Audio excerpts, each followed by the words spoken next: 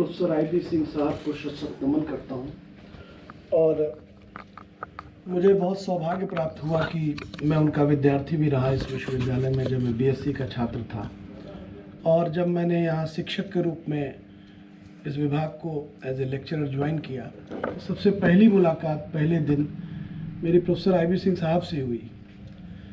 और मैं अपने आप को बहुत लकी मानता हूँ कि मुझे जिम्मेदारी पैलेंटोलॉजी के प्रैक्टिकल क्लास की दी गई तीसरे दिन से ही।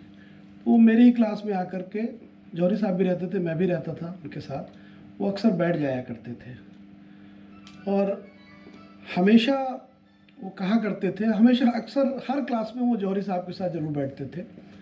और बहुत बार डिस्कशन में हुआ तो हमेशा वो कहा करते थे कि अगर आपको जीवन में तरक्की करनी है तो बहुत सारे एस्पेक्ट पे आपको काम करना पड़ेगा। टीचिंग बेसिक जिम्मेदारी है, साथ ही साथ रिसर्च और PhD के लिए उन्होंने मुझे बहुत प्रोत्साहित किया कि ज़रूर कर लेना, जल्दी से जल्दी कर लेना। और मुझे एक वो भी समय याद आता है, साइंस कांग्रेस का समय था और IB सिंह साहब को बहुत जल्दी कहीं जाना था, तो तब कैंपस में विद्यार्थियों की गाड़ियाँ आती थी। मेरे पास भी एक स्कूटर थी, बहुत LML वेस्पा थी, लेकिन छोटी थी, मतलब नॉर्मल स्कूटर से छोटा साइज़ था उसका। तो मैं IB सिंह साहब बोले कि तुम्हारे पास गाड़ी है? मैंने कहा हाँ सर गाड़ी तो है। मैं इनकी सिंप्लिसिटी आप लोग को जस्ट शेयर करना चाह रहा था। तो मैंने पहले IB सिंह साहब को ऊपर से नीचे तक देखा, फिर मैंने अपनी गाड़ी को देखा। मैंने कहा सर यही है? कहीं कोई बात नहीं, हम बैठ जाएंगे। तो मैंने कहा सर इसमें कैसे बैठेंगे? कहने नहीं तुम चिंता करो, तुम बस गाड़ी चलाओ, क्योंकि वाइस चांसलर साहब से मिलना बहुत ज़रूरी था। और वो उसी गाड़ी पे बैठ गए और हम लोगों ने स्कूटर चला, मैंने शुरू किया है, डिपार्टमेंट के गेट से वहाँ तक पहुँचे। तो बोले तुम्हारी गाड़ी बहुत अच्छी है। मेरा वजन उसने संभाल लिया कम से कम। किस कंपनी की है? हमने कहा सर वेस्पा है। कहीं तभी तो ठीक है। और एक बात मुझे याद आता है, रिसर्च के बारे में उनसे आप छोटी सी भी बात करेंगे तो वो बहुत लंबे डिस्कशन में भी आपको शामिल कर सकते हैं। इस तरह से मेरा एक बार 4-5 घंटे भी, शाम हो गई, 9:30 बज गए रात के, मैंने बैठो अभी पूरा नहीं हुआ।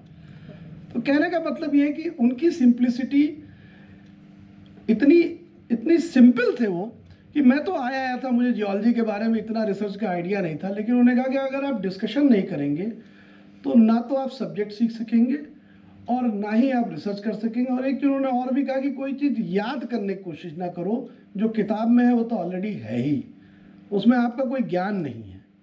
अगर आपको ज्ञान लेना है तो उसके इतर क्या चीज़, किस चीज़ से कनेक्टेड है। अक्सर चाय पिया करते थे साथ में, मैं ही टी क्लब उस समय देखता रहता था। तो कई बार कहा भाई तुम्हारे टी क्लब का मैनेजमेंट इतना ख़राब है कि 7 बजे चाय नहीं मिलती है। तो मैंने कहा सर लोग चले जाते हैं तो अपने कमरे में रखा करो चाय का सामान। उन्होंने कहा कि अगर आपको काम करना है तो आप समय ना देखिए, 9, 9:30, 10 भी आपको बच सकते हैं। उनकी ही प्रेरणा से मुझे PhD करने का सुअवसर प्राप्त हुआ। उन्होंने मुझे सजेस्ट भी किया कि इस टॉपिक पे लखनऊ में यहाँ गैप है, इस एरिया में अगर काम कर लोगे तो तुम्हारी PhD जल्दी हो सकती है, क्योंकि तुम्हें PhD जल्दी करना है, ना कि तुम्हें ज़्यादा लंबा खींचना है, क्योंकि काम के साथ काम करने में बहुत दिक्कत होती है। तो जब मैंने ये सुना कि IB सिंह साहब नहीं रहे, सुबह अजय मिश्रा साहब का सुबह 8 बजे फ़ोन आया, तो मुझे यकीन ही नहीं हुआ। हमने कहा सर ये कंफर्म न्यूज़ है? बोले लग रहा है तुमने व्हाट्सएप खोला नहीं, क्योंकि बली साहब ने सुबह 6 बजे ही मैसेज उसमें डाला था। 6-7 बजे का टाइम था सर, 6 या 7 बजे। तो वो मैसेज पढ़ा तो मुझे बड़ा अजीब सा फील हुआ, क्योंकि अभी 10 दिन पहले हम लोग डिस्कस कर रहे थे उनकी तबीयत कैसी, तो सूचना मिली थी कि तबीयत उनकी ठीक है। और अचानक से उनका चले जाना, ये विभाग की ही नहीं, मुझे लगता है पूरे वर्ल्ड में जियोलॉजिकल कम्युनिटी का बहुत बड़ा नुकसान है, और जिसकी भरपाई आगे आने वाले समय में मुझे नहीं लगता कि संभव है।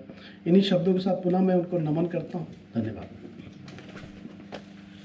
इसमें कोई शक नहीं कि बहुत ही अद्भुत व्यक्तित्व और